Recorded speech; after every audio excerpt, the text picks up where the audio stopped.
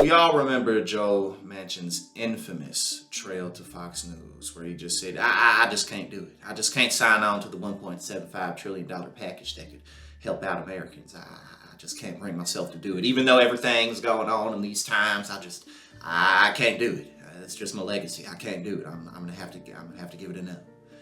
We all remember that. Well, maybe that has something to do with the fact that his Country Roads PAC received 17 corporate donations in October and November, equaling $260,000. Now, that's a considerable amount of money that you can do a decent amount with when it comes to campaigning.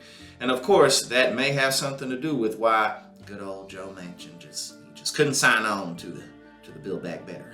I'm the only one who can't do it, but it's just because I know something that no one else knows.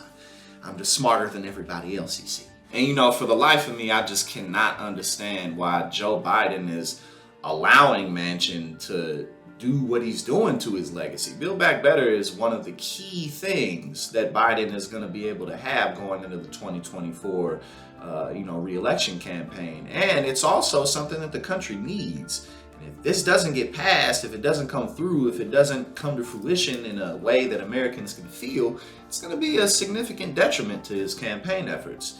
And so, the fact that he's let Joe Manchin and Kyrsten Sinema, where we're talking about Manchin today, the fact that he's allowed this man to, do what he's done for as long as he has, it's not like Joe Manchin is some loud and proud fighter. Yeah, he fights, but you could tell he ain't really about it. If you really put the pressure on him, he will whine and cry and complain because that's who he is. It's just that he knows that the Biden administration and that the Democratic Party isn't going to do anything about it.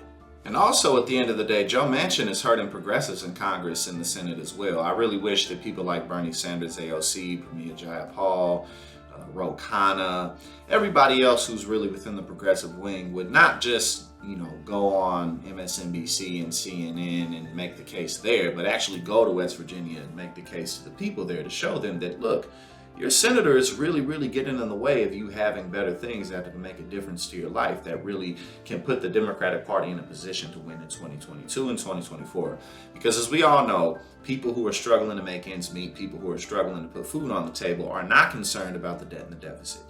Was it not Dick Cheney himself who said, the deficit doesn't matter?